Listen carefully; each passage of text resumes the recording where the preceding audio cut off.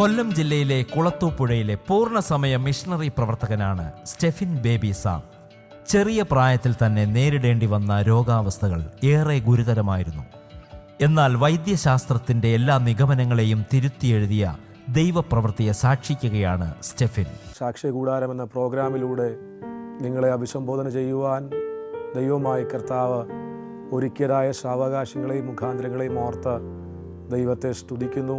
ഇതിൻ്റെ പിൻപിൽ പ്രവർത്തിക്കുന്ന എല്ലാ പ്രിയമുള്ളവരെയും ദൈവമായ കർത്താവ് ധാരാളമായി സഹായിക്കുകയും അനുഗ്രഹിക്കുകയും ചെയ്യട്ടെ എന്ന് ഈ പ്രാരംഭ നിമിഷത്തിൽ ക്രിസ്തുവിൽ ആത്മാർത്ഥമായി ആഗ്രഹിക്കുകയും പ്രാർത്ഥിക്കുകയും ചെയ്യുന്നു. കഴിഞ്ഞ നാളുകളിൽ ഈ ചാനലുകളെ വിവിധമായ നിലകളിൽ ദൈവമായ കർത്താവ് ഉപയോഗിച്ച എല്ലാ വിധങ്ങളെയും ഓർത്ത് സ്തോത്രം ചെയ്യുന്നു. പ്രത്യേകിച്ച് അനവധിയായ കർത്താവിൻ്റെ ദാസന്മാരിലൂടെ ദൈവമായ കർത്താവ് കഴിഞ്ഞ നാളുകളിൽ അവരുടെ ജീവിതത്തിൽ ചെയ്തതായ വിവിധ നിലകളിലുള്ളതായ ദൈവിക നടത്തിപ്പുകൾ, ദൈവിക കരുതലുകൾ, ദൈവിക പ്രവർത്തികൾ സമൂഹത്തിൽ എത്തിക്കുവാൻ ദൈവമായ കർത്താവ് ഇടവരുത്തിയ എല്ലാ മുഖാന്തരങ്ങൾക്കായും സ്തോത്രം ചെയ്യുന്നു.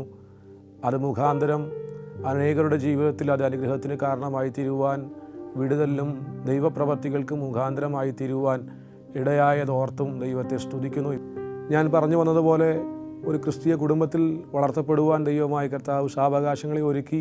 ജനിച്ച് വളർന്ന അനുഭവങ്ങൾ അല്ലെങ്കിൽ എൻ്റെ ജനനം അല്പം പ്രതിസന്ധി നിറഞ്ഞതായ സാഹചര്യങ്ങളായിരുന്നു. എൻ്റെ മാതാവിൻ്റെ സ്വദേശം പുനലൂരാണ്. മാതാവ് എനിക്ക് ജന്മം നൽകിയ അനന്തരം എനിക്ക് ശാരീരികമായ ഒരുപാട് പ്രതിസന്ധികൾ എൻ്റെ ശരീരത്തിൽ നേരിടുവാനായിട്ടിടയായി തീർന്നു.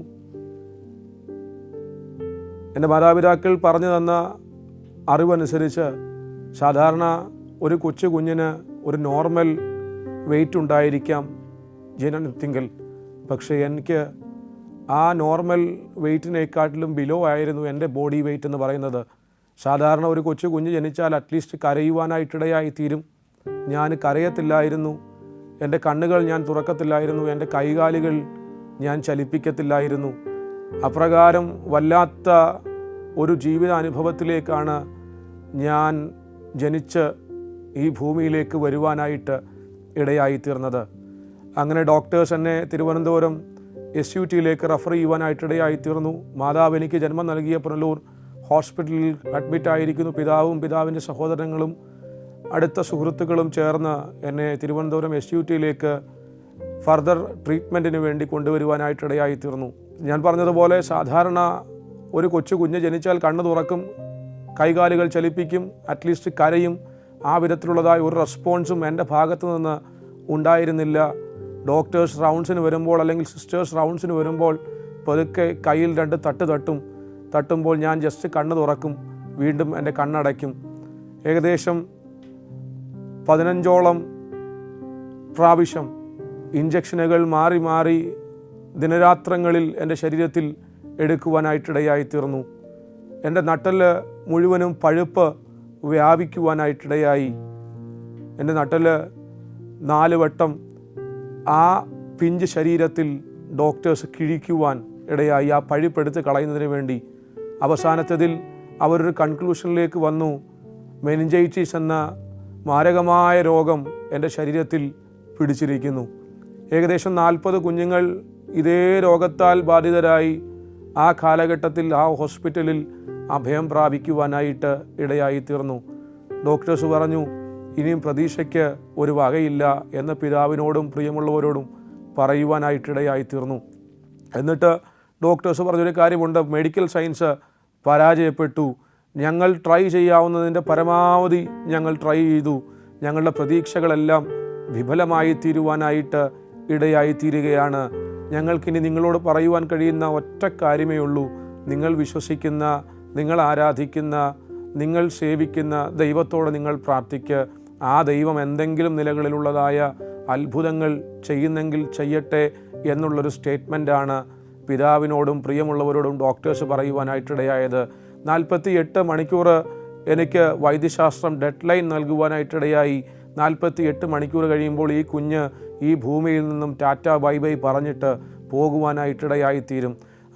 ഞാൻ പറഞ്ഞില്ല, ഇപ്രകാരം മരുന്നുകൾ നൽകുമ്പോഴും ട്രീറ്റ്മെൻറ്റുകൾ നൽകുമ്പോഴും എൻ്റെ ഭാഗത്തുനിന്ന് ഒരു വിധത്തിലുള്ളതായ പ്രതികരണങ്ങളും ഉണ്ടായിരുന്നില്ല. മരുന്നിനോട് പോലും എൻ്റെ ശരീരം പ്രതികരിക്കാത്തതായ നിലകളിലാണ് ഞാനായിരുന്നത്. എന്നിട്ട് ഡോക്ടേഴ്സ് വീണ്ടും പറഞ്ഞു, ഇൻ കേസ് ഈ കുഞ്ഞ് ഭൂമിയിൽ ജീവനോടെ ശേഷിക്കുകയാണ് എന്നുണ്ടെങ്കിൽ, അല്ലെങ്കിൽ ഈ രോഗത്തെ അതിജീവിച്ച് ഒരു പരിധിവരെ മുന്നേറുകയാണ് എന്നുണ്ടെങ്കിൽ പോലും അംഗവൈകല്യമുള്ള, ബുദ്ധിമാന്യമുള്ള, ബുദ്ധിഭ്രമമുള്ള, വളർച്ചയ്ക്ക് മുരടിപ്പുള്ള ഒരു കുഞ്ഞായിട്ട് മാറുവാനായിട്ടിടയായിത്തീരും എന്ന് പറഞ്ഞു. അപ്പോൾ ഈ വാക്കുകളെല്ലാം എൻ്റെ പിതാവിൻ്റെ കർണപടങ്ങളിൽ ഇങ്ങനെ മുഴങ്ങിക്കേൾക്കുന്നതായ ആ നിമിഷങ്ങളിൽ പിതാവ് തീരുമാനിച്ച ഒരു തീരുമാനമുണ്ട്. ഞാനൊരു കാര്യം ചെയ്യാം, ഞാൻ ദൈവത്തിങ്കിലേക്ക് തിരിയുവാനായിട്ട് പോവുകയാണ് എന്ന് പറഞ്ഞാൽ, മാതാപിതാക്കൾ ദൈവവചനത്തിൻ്റെ അടിസ്ഥാനത്തിൽ നിൽക്കുന്നവരാണ് എങ്കിൽ തന്നെയും ഈ ഒരു വിഷയത്തിന് മുൻപിൽ ഒന്ന് പകയ്ക്കുവാനായിട്ടിടയായിത്തീർന്നു. നാളുകളിൽ ആഗ്രഹിക്കുകയും പ്രാർത്ഥിക്കുകയും ചെയ്ത് ലഭിച്ചതായ ഒരു തലമുറയെ ഈ നിലകളിലുള്ളതായ ഒരു പ്രതിസന്ധി ജീവിതത്തിൽ വന്നപ്പോൾ പിതാവ് തീരുമാനിച്ചു, ഞാൻ ദൈവത്തോട് കരയുവാനായിട്ട് പോവുകയാണ്. അപ്രകാരം മാതാപിതാക്കൾ പറഞ്ഞറിയുവാണ്. പിതാവ് നേരെ ആ ഹോസ്പിറ്റലിലെ സേഫ്റ്റി ടാങ്കിൻ്റെ മുകളിലേക്ക് ചെന്ന് സ്വർഗത്തിലെ അപ്പനോട് ഇപ്രകാരം ഒന്ന് പ്രാർത്ഥിച്ചു, ദൈവമായ കർത്താവെ, അവിടുന്ന് ഈ പൈതലിനെ എനിക്ക് ദാനമായി, അല്ലെങ്കിൽ ഞങ്ങളുടെ കുടുംബത്തിന് ദാനമായി നൽകുകയാണെങ്കിൽ, ഒന്നുകൂടെ ഒരു ഊനവും ഇല്ലാത്തതായ ഒരു തലമുറയെ ദൈവമായ കർത്താവ് ഞങ്ങൾക്ക് നൽകുകയാണെങ്കിൽ, ഞങ്ങൾ അവിടുത്തെ നാമത്തിന് വേണ്ടി ഈ പ്രിയ പൈതലിനെ നൽകുവാനായിട്ടിടയായി തീരാമെന്ന്. ഞാൻ പറഞ്ഞില്ലേ, 47 മണിക്കൂർ എൻ്റെ ശരീരം മരുന്നിനോട് പ്രതികരിക്കത്തില്ലായിരുന്നു. 48 മണിക്കൂറാണ് വൈദ്യശാസ്ത്രം എനിക്ക് ഡെഡ് ലൈൻ നൽകുവാനായിട്ടിടയായിത്തീർന്നത്.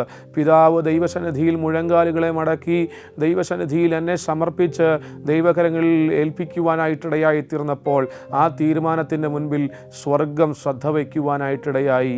ദൈവത്തിൻ്റെ ഇടപെടൽ ആ വിഷയത്തിൻ്റെ മേൽ വെളിപ്പെട്ട് വരുവാനായിട്ടിടയായിത്തീർന്നു. ക്രമേണ പതുക്കെ എൻ്റെ കൈകാലുകൾ ചലിക്കുവാനിടയായി. ഞാൻ കരയുവാൻ, ഞാൻ കണ്ണ് തുറക്കുവാനിടയായി.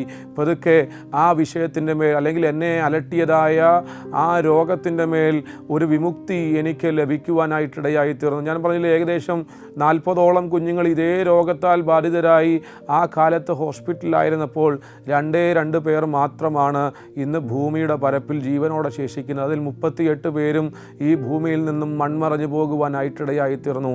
അതിൽ 2 പേർ മാത്രം ഇന്ന് ഭൂമിയിൽ ശേഷിക്കുന്നു. അതിലൊന്ന് എൻ്റെ ഉറ്റ സുഹൃത്തായ പുനലൂർ ശങ്കേഴ്സ് ഹോസ്പിറ്റലിലെ ഡോക്ടറുടെ മകനും, ഒന്ന് ഇന്ന് നിങ്ങളെ അഭിസംബോധന ചെയ്യുന്ന ഈ എളിയവനുമാണ് എന്ന് പറയുന്നതിൽ ഞാൻ ദൈവത്തെ സ്തുതിക്കുന്നു. ഇത് പറയുവാൻ ഇന്ന് പകലിൽ എന്നെ പ്രേരിപ്പിച്ച ഘടകം, അതിലുപരിയായിട്ട് ഇന്ന് പകൽക്കാലം എന്നെ കേൾക്കുന്ന പ്രിയമുള്ളവരെ, വിവിധ ടൈം സോണുകളിൽ ഇരുന്നു കൊണ്ട് വിവിധ സാഹചര്യങ്ങളിലൂടെ കടന്നു പോകുന്ന പ്രിയമുള്ളവരെ, എൻ്റെ ജീവിതത്തിൻ്റെ അനുഭവത്തിലൂടെ എനിക്ക് നിങ്ങളെ ഉദ്ബോധിപ്പിക്കാൻ, പ്രചോദിപ്പിക്കുവാനുള്ളത്, പലപ്പോഴും സമൂഹം നമ്മെ നോക്കി പലതും വിധി എഴുതും, അല്ലെങ്കിൽ പ്രിയമുള്ളവർ നമ്മെ നോക്കി പലതും വിധി എഴുതും, ലോകക്കാർ നമ്മെ നോക്കി പലതും വിധി എഴുതും, വൈദ്യശാസ്ത്രം നമ്മെ നോക്കി പലതും വിധി എഴുതും. നമ്മുടെ ജീവിതം അസ്തമിച്ചു, അവസാനിച്ചു, തീർന്നു, ഇനിയൊരു പ്രവൃത്തി ഉണ്ടാകത്തില്ല, അല്ലെങ്കിൽ ഇനിയൊരു ജീവിതം ഉണ്ടാകത്തില്ല, മുന്നോട്ടുള്ളതായ ഗമനങ്ങൾ ഉണ്ടാകത്തില്ല എന്ന് ചിന്തിക്കുമ്പോൾ ഇന്ന് ഈ നിമിഷം നാം തിരിച്ചറിയേണ്ടുന്നത്, നമ്മെക്കുറിച്ച് ദൈവത്തിന് ഒരു വ്യക്തമായ പദ്ധതി ഉണ്ടെങ്കിൽ, നമ്മെക്കുറിച്ച് ദൈവത്തിന് വ്യക്തമായ ഒരു പ്ലാൻ ഉണ്ടെങ്കിൽ, അതിന് ഈ ലോകത്തിൽ ഏതെല്ലാം വിധത്തിലുള്ളതായ പ്രതികൂലമായ, പ്രതിസന്ധി നിറഞ്ഞതായ സാഹചര്യങ്ങൾ നമ്മുടെ ജീവിതത്തിൽ വന്നാലും നമ്മെ അറിയുന്ന ഒരു ദൈവമുണ്ട്, നമ്മുടെ സാഹചര്യങ്ങളെ അറിയുന്നൊരു ദൈവമുണ്ട്, നാം കടന്നു പോകുന്ന അവസ്ഥകളെ അറിയുന്നൊരു ദൈവമുണ്ട്. ആ ദൈവം നമുക്ക് വേണ്ടി ഇന്നിൻ്റെ നാളുകളിലും പ്രവർത്തിക്കുവാൻ ശക്തനാണ് എന്ന് നാം തിരിച്ചറിയുവാനായിട്ടിടയായിത്തീരണം. വചനത്തിലേക്ക് നാം കണ്ണോടിക്കുമ്പോൾ രേഖകളെ തിരുത്തി എഴുതിയ ദൈവത്തിൻ്റെ പ്രവർത്തികളെക്കുറിച്ച് പല വേദഭാഗങ്ങളിൽ നമുക്ക് ദർശിക്കുവാനായിട്ടിടയായിത്തീരുന്നു. അങ്ങനെയെങ്കിൽ ആ വചനത്തിൻ്റെതായ ആ ശക്തി ഇന്നിൻ്റെ കാലഘട്ടത്തിലും നമുക്ക് വേണ്ടി പ്രവർത്തിപ്പാൻ ശക്തിമത്താണ് എന്ന് എൻ്റെ ജീവിതത്തിൻ്റെ അനുഭവത്തിലൂടെ എനിക്ക് പറയുവാനായിട്ടിടയായിത്തീരും. വൈദ്യശാസ്ത്രത്തിൻ്റെതായ വിധി എഴുത്തുകളെ എല്ലാം തിരുത്തി കുറിച്ചുകൊണ്ട് ദൈവത്തിൻ്റെ അത്ഭുതത്തിൻ്റെ കരം എനിക്ക് വേണ്ടി സ്വർഗം വെളിപ്പെടുത്തുവാനായിട്ടിടയായിത്തീർന്നു. അപ്പോൾ ആ നിലകളിലുള്ളതായ ഒരു വിടുതൽ സംഭവിച്ചു. അതിനുശേഷവും ഡോക്ടേഴ്സ് വീണ്ടും ഒരുപാട് ഡെഡ് ലൈൻസ് എൻ്റെ മുൻപിൽ വയ്ക്കുവാനായിട്ടിടയായിത്തീർന്നു. ഏകദേശം 15 15 വയസ്സ് വരെ ഒരു ഇഞ്ചക്ഷനും വെളിയിലെടുക്കുവാൻ കഴിയത്തില്ല. ഇപ്പോഴും മാതാപിതാക്കളുടെ കരങ്ങളിൽ ഒരു മഞ്ഞ കാർഡ് ഇരിപ്പുണ്ട്. വല്ലപ്പോഴും വീട്ടിൽ ചെല്ലുമ്പോൾ ആ മാതാപിതാക്കൾ എന്നെ അതെടുത്തൊന്ന് ഓർപ്പിച്ച് കാണിക്കാറുണ്ട്. മോനേടാ, നിൻ്റെ സാഹചര്യം ഇതായിരുന്നു നിൻ്റെ അവസ്ഥ. ആ വെളിയിലൊരു ഇഞ്ചക്ഷൻ എടുക്കണമെങ്കിൽ പോലും ഈ കാർഡ് കാണിക്കണം. എന്തെങ്കിലും നിലകളിലുള്ളതായ സൈഡ് എഫക്റ്റ് ഉണ്ടാകുമോ എന്നറിയുവാൻ വേണ്ടി. അതിലുപരിയായിട്ട് ഒരു ബക്കറ്റ് വെള്ളം എൻ്റെ മുൻപിൽ വെച്ചിട്ട് ആ വെള്ളം നിറച്ചതായ ആ ബക്കറ്റ് എടുക്കുവാൻ എന്നോട് പറയണം. അപ്പോൾ ഞാൻ ആ ബക്കറ്റിൽ ആയിരിക്കുന്ന വെള്ളം എടുക്കുമ്പോൾ എൻ്റെ കൈകൾ വിറയ്ക്കുന്നുണ്ടോ നോക്കണം. ഒരു പന്ത് എൻ്റെ മുൻപിലേക്ക് ഇടുമ്പോൾ ഏതെങ്കിലും നിലകളിലുള്ളതായ പ്രതിസന്ധി ഉണ്ടോ, ആ പന്തിനോട് ഞാൻ ഏവിധ വിധത്തിൽ പ്രതികരിക്കുന്നു എന്നുള്ളതായ പ്രതികരണം വീക്ഷിക്കണം. എൻ്റെ കൈകാലുകൾ വളരുന്നുണ്ടോ, എൻ്റെ തലയ്ക്ക് വളർച്ച കൂടുതലാണോ എന്നിത്യാദി ഒരുപാട് നിബന്ധനകൾ നൽകുവാനായിട്ടിടയായി തീർന്നു. പക്ഷേ അതിൻ്റെ എല്ലാം നടുവിൽ ദൈവത്തിൻ്റെ കൃപയുടെ കരം, ദൈവമായ കർത്താവ് എനിക്ക് വേണ്ടി വെളിപ്പെട്ടു വരുവാൻ, ഒന്നുകൂടെ പറഞ്ഞാൽ പ്രാർത്ഥന കേൾക്കുന്ന തൻ്റെ ഭക്തന്മാർക്ക് വേണ്ടി സ്വർഗം വെളിപ്പെടുത്തുന്ന ആ ദൈവിക പ്രവൃത്തിയെ ജീവിതത്തിൻ്റെ അനുഭവത്തിൻ്റെ ഏടുകളിൽ രുചിച്ചറിയുവാനായിട്ടിടയായി തീർന്നു. അതെല്ലാം ഓർത്ത് ദൈവത്തെ സ്തുതിക്കുന്നു. അങ്ങനെ വളർന്നു വന്നു. പഥ്യോപദേശത്തിൽ, വചനത്തിൽ, ദൈവകൃപയിൽ വളർത്തിക്കൊണ്ടുവരുവാനായിട്ടിടയായി തീർന്നു. അതിനുശേഷം എൻ്റെ സ്കൂൾ ജീവിതത്തിലേക്ക് ഞാൻ പ്രവേശിക്കുകയാണ്. സ്കൂൾ ജീവിതത്തിലേക്ക് പ്രവേശിക്കുമ്പോൾ പലവിധമായ രോഗങ്ങൾ എന്നെ അലട്ടുവാനായിട്ടിടയായി തീർന്നു. പലവിധമായ ശാരീരിക ക്ഷീണങ്ങളിലൂടെ, പ്രതിസന്ധികളിലൂടെ കടന്നു പോകുവാനായിട്ടിടയായി തീർന്നു. അതിൻ്റെ എല്ലാം നടുവിൽ ദൈവത്തിൻ്റെതായ സൗഖ്യദായകരം ഞാൻ അനുഭവിച്ചറിയുവാനായിട്ടിടയായി തീർന്നു. ഞാൻ എൻ്റെ കുഞ്ഞുനാളിലെ ഓർമ്മകളിലേക്ക് കണ്ണോടിക്കുമ്പോൾ എൻ്റെ ശരീരത്തിലാകമാനം വ്രണങ്ങളാൽ, പരുക്കളാൽ ബാധിതനായതായ ഒരു സാഹചര്യം എൻ്റെ കുഞ്ഞുനാളിലത്തെ ഓർമ്മകളിലേക്ക് വരുമ്പോൾ എനിക്ക് ഓർത്തെടുക്കുവാനായിട്ട് കഴിയുന്നുണ്ട്. അതിൻ്റെ നടുവിൽ വൈദ്യശാസ്ത്രത്തിൽ ഒരു പരിധിവരെ ആശ്രയിച്ചതായ സാഹചര്യങ്ങൾ എൻ്റെ ഓർമ്മയിൽ വരുന്നു. മാതാപിതാക്കൾ എന്നെ ആ നിലകളിൽ ഡോക്ടർമാരെ കൊണ്ട് കൺസൾട്ട് ചെയ്ത് അതിൻ്റെ ട്രീറ്റ്മെൻറ്റുകൾ എടുത്തത് ഓർമ്മ വരുന്നുണ്ട്. ശരീരത്തിലാകമാനം ഈ വ്രണങ്ങളും പരിക്കളൊക്കെ വന്നിട്ട് ഇങ്ങനെ വല്ലാത്ത അവസ്ഥയിൽ പാടുകൾ പോലെയൊക്കെ ആയി ശരീരം വല്ലാത്ത ഒരവസ്ഥയിലേക്ക് കടന്നുപോയ സാഹചര്യങ്ങൾ ജീവിതത്തിൽ വരുവാനായിട്ടിടയായിത്തീർന്നു. അതിൻ്റെ എല്ലാം നടുവിൽ ദൈവസന്നിധിയിൽ മുഴങ്കാലുകളെ മടക്കി ദൈവസന്നിധിയിൽ കഴിഞ്ഞ നാളുകളിൽ പ്രവർത്തിച്ച ദൈവത്തിൻ്റെ കരത്തിൻ്റെ വല്ലഭത്വം വീണ്ടും ചലിക്കേണ്ടതിന് വേണ്ടി ആത്മാർത്ഥമായി ദൈവസന്നിധിയിൽ പ്രിയമുള്ളവരെല്ലാം പ്രാർത്ഥിക്കുവാനായിട്ടിടയായിത്തീർന്നത് മുഖാന്തരം ദൈവിക സൗഖ്യത്തിൻ്റെ കരം ആ നിലകളിൽ പിന്നത്തേതിൽ കഴിഞ്ഞ നാളുകളിലൊക്കെ അനുഭവിച്ചറിയുവാനായിട്ടിടയായിത്തീർന്നു. അങ്ങനെ സ്കൂൾ വിദ്യാഭ്യാസത്തിലേക്ക് പ്രവേശിക്കുന്നു. വിദ്യാഭ്യാസത്തിൻ്റെ ഏടുകളിലേക്ക് കണ്ണോടിക്കുമ്പോൾ നല്ല നിലകളിൽ വിദ്യാഭ്യാസം മുന്നോട്ട് നയിച്ചതായ ഒരു കാലഘട്ടമായിരുന്നു. 4ാം ക്ലാസ് വരെ നല്ലതുപോലെ പഠിക്കും. ഈ കാര്യം പറയുന്നതിന് എനിക്കൊരു നാണമില്ല. ഇപ്പോഴും അപ്പൻ എന്നെ കളിയാക്കുന്ന 1-2 പദങ്ങളുണ്ട്. നിനക്കിത് പറയാൻ നാണമില്ലേടാ എന്ന് പോലും പലപ്പോഴും ചോദിക്കുന്നുണ്ട്. പക്ഷേ എനിക്ക് ആ കാര്യാദികൾ പറയുന്നതിൽ ഒട്ടും നാണിക്കേണ്ട ആവശ്യമില്ല. കാരണം ദൈവത്തിൻ്റെ പ്രവൃത്തി എൻ്റെ വിദ്യാഭ്യാസ മേഖലകളിലും എനിക്ക് അനുഭവിച്ചറിയുവാനായിട്ട് ഇടയായിത്തീർന്നു. 4ാം ക്ലാസ് വരെ നല്ലതുപോലെ പഠിക്കുമായിരുന്നു. 5ാം ക്ലാസ് തൊട്ട് 10ാം ക്ലാസ് വരെ എന്തിനേറെ പറയുന്നു, CBSEയുടെ 10th മോഡൽ എക്സാമിന് പോലും മാത്സിന് തോറ്റവനാ നിങ്ങൾ ഈ കേൾക്കുന്ന, നിങ്ങളുടെ മുൻപിൽ നിങ്ങൾ ശ്രവിക്കുന്ന ഈ വ്യക്തി എന്ന് പറയുന്ന, ഞാനെന്ന് പറയുന്ന വ്യക്തി.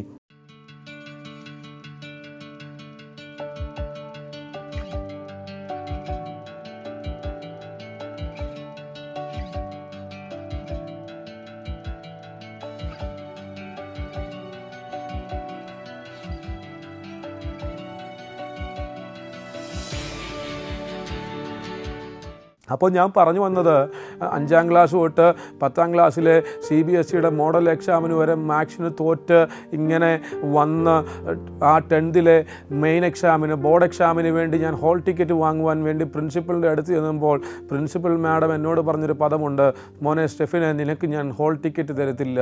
കാരണം എന്താ, മറ്റൊന്നുമല്ല, അന്ന് ഞങ്ങളുടെ ക്ലാസ്സിൽ 24 പേരുണ്ടായിരുന്നു. ആ 24 പേരിൽ 23 പേരും നല്ലതുപോലെ പഠിക്കുന്നവരാ, നല്ലപോലെ എക്സാമുകൾ അറ്റൻഡ് ചെയ്യുന്നവരാ, എല്ലാ വിഷയങ്ങളിലും ഒരു പരിധി വരെ പാസ്സാകുന്നവരാ. അവർക്ക് 23 പേർക്കും ഹോൾ ടിക്കറ്റ് നൽകി.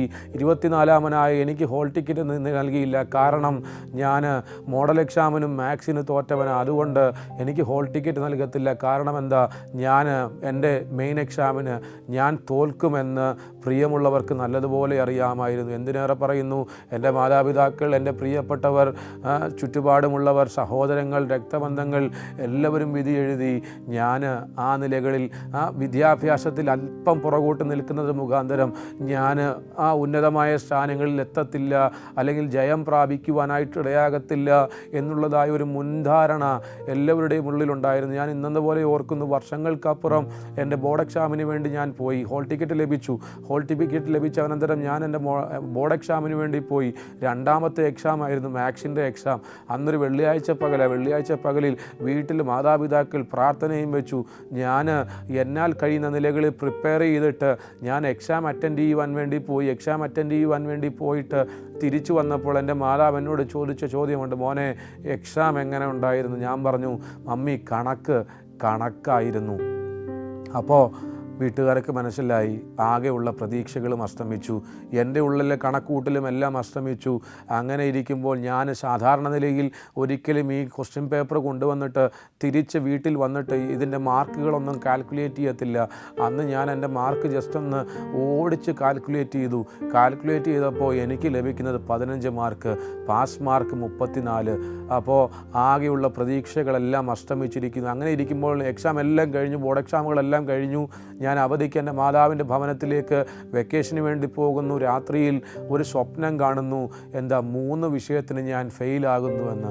സാധാരണ CBSEക്ക് വേറൊരു വലിയ ദോഷമുണ്ട്, ചിലപ്പോൾ രാത്രിയിലൊക്കെ ആയിരിക്കാം റിസൾട്ട് അനൗൺസ് ചെയ്യുന്നത്. അങ്ങനെ ഇരിക്കുമ്പോൾ അതിനുപരിയായിട്ട് എൻ്റെ അപ്പൻ എന്നോട് പറഞ്ഞൊരു കാര്യമുണ്ട്, ഇൻ കേസ് ഏതെങ്കിലും വിഷയത്തിൽ നീ തോറ്റു കഴിഞ്ഞാൽ നിന്നെ ഞാൻ ഏതെങ്കിലും ഒരു ബാറ്ററി കടയിലോ അല്ലെങ്കിൽ 10 പോത്തിനെ മേടിച്ചോ, അങ്ങനെ ആ നിലകളിൽ നീ നിൻ്റെ ജീവിതം മുന്നോട്ട് നയിച്ചുകൊണ്ട് പൊയ്ക്കോണം എന്നുള്ളതായ ആ ഒരു ഡെഡ് ലൈനും എൻ്റെ ജീവിതത്തിലുണ്ടായിരുന്നു. അങ്ങനെ ഇരിക്കുമ്പോഴാണ് ഞാൻ പറഞ്ഞതുപോലെ സ്വപ്നം കാണുന്നു, 3 വിഷയത്തിനും, മാത്സിനും സയൻസിനും സോഷ്യലിനും, ഈ 3 വിഷയത്തിനും ഞാൻ തോൽക്കുന്നതായിട്ട് കാണുന്നു. അങ്ങനെ ഇരിക്കുമ്പോൾ ചില ദിവസങ്ങൾക്കപ്പുറം ചെല്ലുമ്പോഴേക്കും രാത്രിയിൽ റിസൾട്ട് അനൗൺസ് ചെയ്യുന്നു. പ്രിയപ്പെട്ടവർ, അന്നത്തെ കാലത്ത് ലാൻഡ് ലൈൻ കണക്ഷനൊക്കെ ആണല്ലോ വീട്ടിൽ. അങ്ങനെ ഇരിക്കുമ്പോൾ വീട്ടിലേക്ക് ലാൻഡ് ലൈൻ ഫോണിൽ കോള് വരുന്നു, റിസൾട്ട് അനൗൺസ് ചെയ്തു. അപ്പോൾ എല്ലാവരും ഹോൾ ടിക്കറ്റ് തപ്പു. ഏതിലേക്കൂടെ പോയാലും ഹോൾ ടിക്കറ്റ് എൻ്റെ കരങ്ങളിലുണ്ട്, ആർക്കും അറിയത്തില്ല. എനിക്കൊരു സഹോദരിയുണ്ട്. സഹോദരി വന്ന് ചോദിക്കുന്നു, എവിടെയാണ് ഹോൾ ടിക്കറ്റ്? ഞാൻ കടയിൽ പോയാലും ഏത് വഴിയെ ഏതിലേക്കൂടെ പോയാലും ഈ ഹോൾ ടിക്കറ്റ് എൻ്റെ പോക്കറ്റിൽ വെച്ചുകൊണ്ടാണ് നടക്കുന്നത്. ആ ഹോൾ ടിക്കറ്റ് നമ്പറും എൻ്റെ ഓർമ്മയിലുണ്ട്, 41 31 101. ഞാൻ ആർക്കും ഹോൾ ടിക്കറ്റ് നമ്പർ പറഞ്ഞു കൊടുത്തില്ല. ഞാൻ അന്ന് പ്രഭാതത്തിൽ രാവിലെ കുളത്തൂപ്പുഴയിൽ എൻ്റെ സ്വന്തം ദേശത്ത് അവിടെ ചെന്ന ഒരു ഇൻ്റർനെറ്റ് കഫേയിൽ എൻ്റെ സീനിയറായിട്ട് പഠിച്ചൊരു ചേട്ടനുണ്ട്. അവരുടെ ഇൻ്റർനെറ്റ് കഫേയിലേക്ക് ചെന്നിട്ട് ഞാൻ അവിടെ ചെന്ന് ചോദിക്കുന്ന ഒരു ചോദ്യമുണ്ട്. ഞാൻ ഹോൾ ടിക്കറ്റ് നമ്പർ പറഞ്ഞു കൊടുത്തില്ല. റിവർഡി ഇൻ്റർനാഷണൽ സ്കൂളിൽ പഠിച്ച ആരെങ്കിലും തോറ്റോ ചേട്ടാ എന്നാണ് ഞാൻ ചോദിക്കുന്നത്. അപ്പോൾ ഞാൻ ശ്രദ്ധിക്കുവാനായിട്ടിടയായിത്തീർന്ന സിസ്റ്റത്തിൽ ഈ പുള്ളിക്കാരൻ ആ സ്കൂളിൻ്റേതായ റിസൾട്ടുകൾ ഇങ്ങനെ ചെക്ക് ചെയ്തുകൊണ്ടിരിക്കുമ്പോൾ ഈ പുള്ളി പറഞ്ഞു, ആരും തോറ്റിട്ടില്ല. എന്നിട്ട് ഞാൻ എൻ്റെ ഹോൾ ടിക്കറ്റിൻ്റെ നമ്പർ പറഞ്ഞു കൊടുത്തു, 41 31 101. അതേ പ്രിയരെ, ഞാൻ പറഞ്ഞില്ലേ പാസ് മാർക്ക് 34 മാർക്കാണ് വേണ്ടത്, എനിക്ക് കിട്ടിയത് 35. ഇന്ന് പകലിൽ ഞാൻ പറയുവാൻ ആഗ്രഹിക്കുന്നത്, സമൂഹം നമ്മെ നോക്കി പലതും വിധി എഴുതും.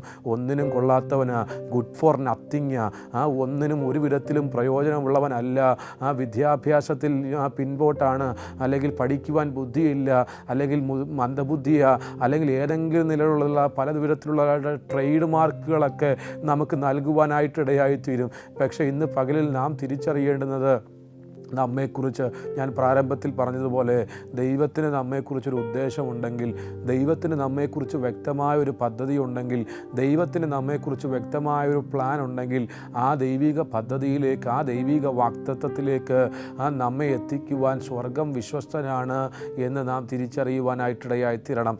അങ്ങനെ വിദ്യാഭ്യാസമെല്ലാം പൂർത്തീകരിച്ചു. നല്ല നിലകളിലുള്ളതായ ലോകപ്രകാരമുള്ളതായ വിദ്യാഭ്യാസങ്ങൾ പിന്നത്തേതിൽ നേടിയെടുക്കുവാൻ ദൈവമായ കർത്താവ് ഇടവരുത്തി. അതിനനന്തരമായിട്ട് ആ ദൈവത്തിൻ്റേതായ ആ നിയോഗങ്ങളിലേക്ക് ഞാൻ തിരിയുവാനായിട്ടിടയായിത്തീർന്നു.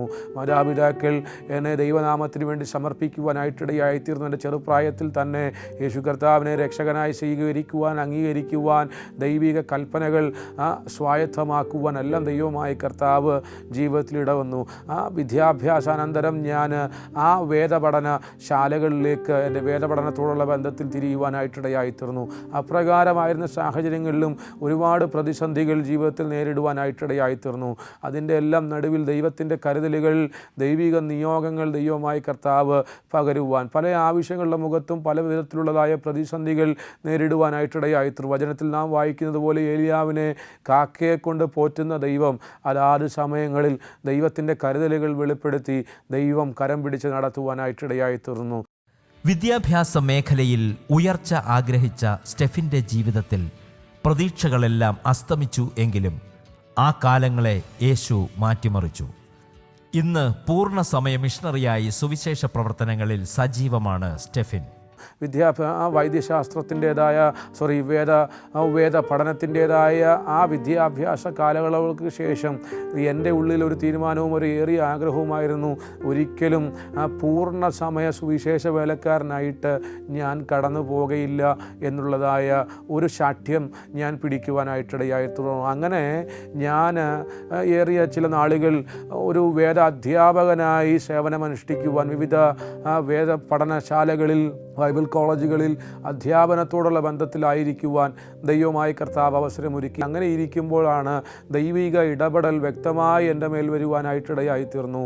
നീ പൂർണ്ണ സമസുവിശേഷ വേലയ്ക്ക് വേണ്ടി ഉള്ളവനാണ് എന്നുള്ളതായ വ്യക്തമായ ആ ഒരു ഇടപെടൽ വരുവാനായിട്ടിടയായിത്തീർന്നു. അങ്ങനെ പൂർണ്ണ സമയ വേദ പഠനം അല്ലെങ്കിൽ വേദാഭ്യസനം അവസാനിപ്പിച്ച് പൂർണ്ണ സമയ സുവിശേഷ വേലയിലേക്ക് പ്രവേശിക്കുവാനായിട്ടിടയായിത്തീർന്നു. അങ്ങനെ ഇരിക്കുമ്പോൾ തന്നെ പല വിധത്തിലുള്ളതായ ശോധനകൾ വരുവാനിടയായി. ഏകാന്തതകളും ഒറ്റപ്പെടലുകളും, എന്തിനേറെ പറയുന്നു, കഷ്ടതയുടേതായ ഞെരുക്കത്തിൻ്റേതായ അനുഭവങ്ങളിലൂടെ കടന്നു പോകുവാനിടയായി. ദൈവം കുടുംബജീവിതത്തിൽ 3 തലമുറകളെ നൽകുവാനായിട്ടിടയായിത്തീർന്നു. മൂത്ത മകളുടെ ഡെലിവറി സമയത്ത് ഒരുപാട് പ്രതിസന്ധികൾ നേരിടുവാനായിട്ടിടയായി. അതൊന്നും വിശദീകരിക്കുവാൻ ഞാൻ തുനിയുന്നില്ല. ഞാൻ പറഞ്ഞു, സുവിശേഷ വേലയിലേക്ക് പൂർണ്ണ സമയത്ത് ഇറങ്ങി തിരിഞ്ഞപ്പോൾ ഒരുപാട് കഷ്ടങ്ങൾ നേരിടേണ്ടി വന്നു, ഒരുപാട് വേദനകളിലൂടെ കടന്നു പോകേണ്ടി വന്നു. കുഞ്ഞുങ്ങൾക്ക് ഒരു നേരത്തേക്ക് ആഹാരം കൊടുക്കുവാൻ പോലും ബുദ്ധിമുട്ടിയതായ ജീവിത സാഹചര്യങ്ങൾ വരുവാനായിട്ടിടയായി. പക്ഷേ ഇന്ന് പകൽ നാം തിരിച്ചറിയേണ്ടുന്നത്, അതിൻ്റെ എല്ലാം നടുവിൽ തക്കതായ സമയങ്ങളിൽ പ്രതീക്ഷിക്കാത്ത നിലകളിൽ ദൈവിക കരുതലുകൾ ദൈവമായി കർത്താവ് വെളിപ്പെടുത്തി. അവിടുത്തെ അസാധാരണമായ ദൈവിക കരുതലുകൾ ദൈവമായി കർത്താവ് വെളിപ്പെടുത്തി മാനിക്കുവാനായിട്ടിടയായിത്തീർന്നു. ദൈവകൃപയിൽ ആശ്രയിച്ച് മുന്നേറുന്ന, അല്ലെങ്കിൽ ദൈവിക നിയോഗങ്ങൾക്കനുസരിച്ച് മുന്നേറുന്ന, പ്രാർത്ഥനയോടെ ദൈവസന്നിധിയോട് അടുത്തു വരുന്ന ഒരു ദൈവപൈതലിൻ്റെ ജീവിതത്തിൽ ദൈവമായ കർത്താവ് ഇന്നിൻ്റെ നാളുകളിലും പ്രവർത്തിപ്പാൻ വിശ്വസ്തനാണ് എന്ന് ഇന്ന് പകലിലും നാം തിരിച്ചറിയുവാനായിട്ടിടയായിത്തീരണം. അതേ പ്രിയമുള്ളവരെ, ഇന്ന് പകലിൽ അല്ലെങ്കിൽ ഈ സമയത്ത് ആരെങ്കിലും എൻ്റെ ശബ്ദം കേൾക്കുന്നുണ്ടെങ്കിൽ ഇന്ന് പകലിൽ തിരിച്ചറിയേണ്ടുന്നത്, നമ്മുടെ പ്രാർത്ഥനകൾ കേൾക്കുന്ന ഒരു ദൈവമുണ്ട്, നമ്മുടെ കണ്ണുനീരിനെ കാണുന്ന ഒരു ദൈവമുണ്ട്. നാം അനുഭവിക്കുന്ന കഷ്ടതകളുടെ നടുവിൽ നിന്നും നമ്മെ വിടുവിച്ച് കൊണ്ടുവന്ന് അസാധാരണമായ ചില ദൈവിക കരുതലുകൾ നമുക്ക് വേണ്ടി വെളിപ്പെടുത്തുന്ന ഒരു സ്വർഗമുണ്ട്. ആ ദൈവകരങ്ങളിൽ നമുക്ക് ആശ്രയിക്കാം, ആ ദൈവത്തിൽ നമുക്ക് ചാരാം, ആ ദൈവത്തിൽ നിന്നും വൻ കാര്യങ്ങളെ നമുക്ക് പ്രതീക്ഷിക്കാം എന്ന് മാത്രം പ്രബോധിപ്പിച്ചുകൊണ്ട് എൻ്റെ വാക്കുകൾക്ക് ഇന്ന് പകലിൽ ഞാൻ വിരാമമിടുന്നു. ദൈവമായി കർത്താവ് ഈ സാക്ഷ്യത്താൽ, ഈ അനുഭവത്താൽ നമ്മെ എല്ലാവരെയും ഒരുമിച്ച് സഹായിക്കട്ടെ, അനുഗ്രഹിക്കട്ടെ. മാറാനാഥ. ക്രിസ്തുവിൻ്റെ വിമോചന ദൂതുമായി അക്ഷീണം പ്രവർത്തിക്കുന്ന ഈ മിഷണറിയുടെ ജീവിതാനുഭവങ്ങൾ പ്രേക്ഷകർക്കും പ്രചോദനമാകട്ടെ. യേശു